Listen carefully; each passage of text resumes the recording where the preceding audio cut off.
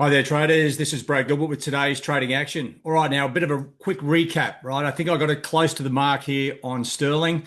Now, the central bank, quite interesting. Bank of England holds rates steady, and as expected, they came out. There's a bit of a vote count shift, 5-4 for no change, right? So they are very close to what that means is they're probably definitely going to cut rates in December, and that's what you expect on hold that there's two sort of frameworks to try and hold the market from getting too crazy, too volatile, right? So let's have a look at the market here.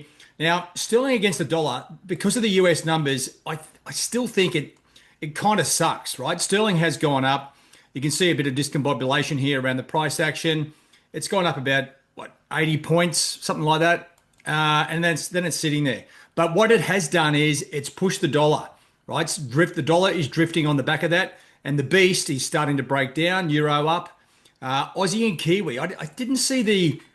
This is almost like that news out of China, which actually really stalled my Kiwi Swiss trade, which really sucked. And then this is what we expected. I'm like a day out of whack, and that can happen to you when you're like that. Just sit back and just regather yourself because you can sort of start rushing in and throwing cash around. But Aussie and Kiwi definitely lagging there, right? And dollar CAD, well, CAD weakness, and that's important because we've got CAD employment data today, right? So let me just come back here. Actually, while I'm there, let's have a look at the sterling crosses. This is where I was saying a lot of the action was going to be. Sterling Aussie, sterling Kiwi. That were pretty much primed to go either way, to be honest. And that's what I was sort of pointing at. Very hard to get into the trade.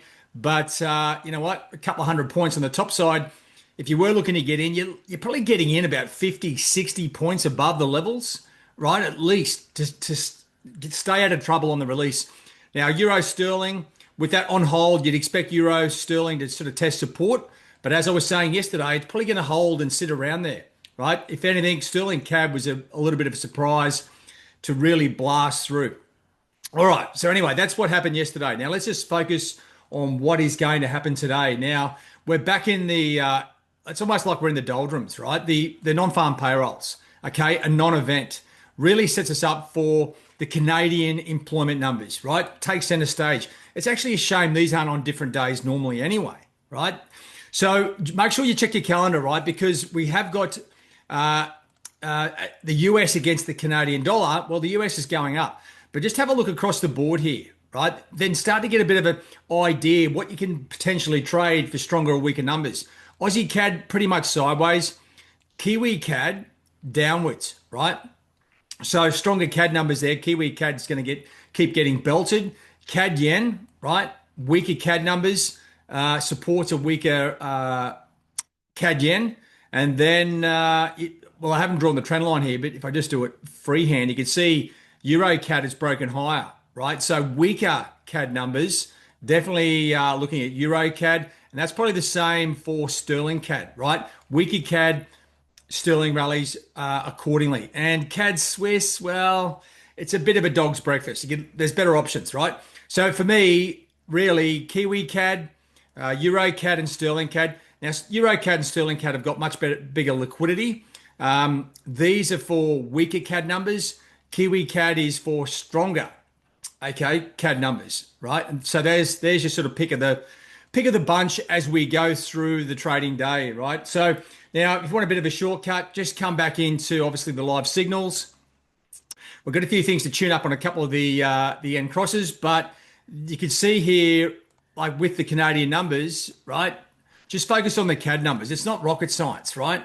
And you don't have to sort of put all your money on both sides of the market. If we get weaker CAD numbers here, right, then EURCAD and Sterling CAD are going to keep going up because they're already going up, right? That's the easiest trade. And what do I mean by weaker numbers, right? If we scroll down here and get the CAD numbers, where did I lose them there? I had them there before. The seventh CAD IV PMI. You know what? Maybe it's over here, and there we are. All right. So employment change, right? This is the big part of it, right? So to get EuroCAD and Sterling CAD in play, okay, we want a number, okay, worse than the consensus, but overall, it'd be great to get something close to the low end or even worse, right? That's going to send EuroCAD, Sterling CAD sort of rocketing. Now, if we got a number that was Stronger, well, then that's when Kiwi CAD's going to come into play, right? Now, like these are exactly the same as the Aussie numbers, right? Two Commonwealth countries. So you've got the full-time change, part-time change. There's a bit more weight goes into the full-time numbers, right? So depending on what this number is, have a look at the breakdown. If a big part of the number, if it's weak or strong, if the full-time there's a big shift there because it's more structural, superannuation, holiday, sick pay, all that sort of stuff, it's built into that. Whereas part-time casual, who really cares? Now, the unemployment rate, this is another key part, 7.1. So you got 7%, 7.2 is the range. So unemployment rate for EURCAD, sterling CAD, we want that to be like 7.2 or as expected, right? The last thing you want here, guys, is like a number. Say this is stronger, a stronger number, and that's a weaker number. So that'd be, say, 7.2, and you get a big change. It's going to discombobulate, right? There's a number of variables you have to look for, but the employment change and the unemployment rate are the two key ones. Keep an eye on the full-time employment change. But you know what? Just like yesterday's sterling, right? We're looking at sterling, and you got sterling Aussie and sterling Kiwi. Look at the price action there. This is a very similar event. It's obviously not a central bank announcement, but you could potentially see the same thing here on Euro CAD and sterling CAD, right? That's my sort of pick.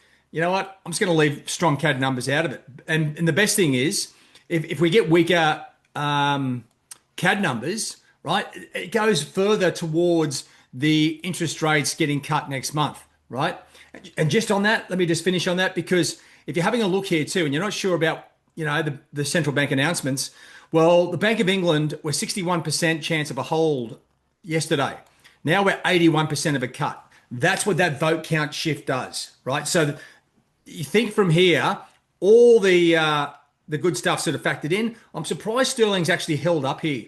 You know, I would be thinking that's going to drift lower because they are now almost definitely cutting rates. Okay, and then you're looking at the Bank of Canada.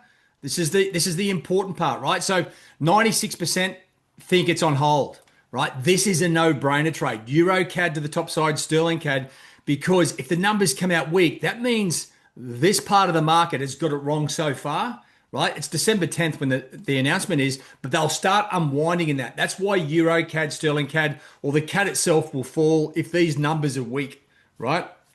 That's the raw nerve of the market, and that's the one you want to focus on. It's what I call the no-brainer trade, right? If everyone's got it wrong and the numbers are the opposite, you get a nice, easy trade.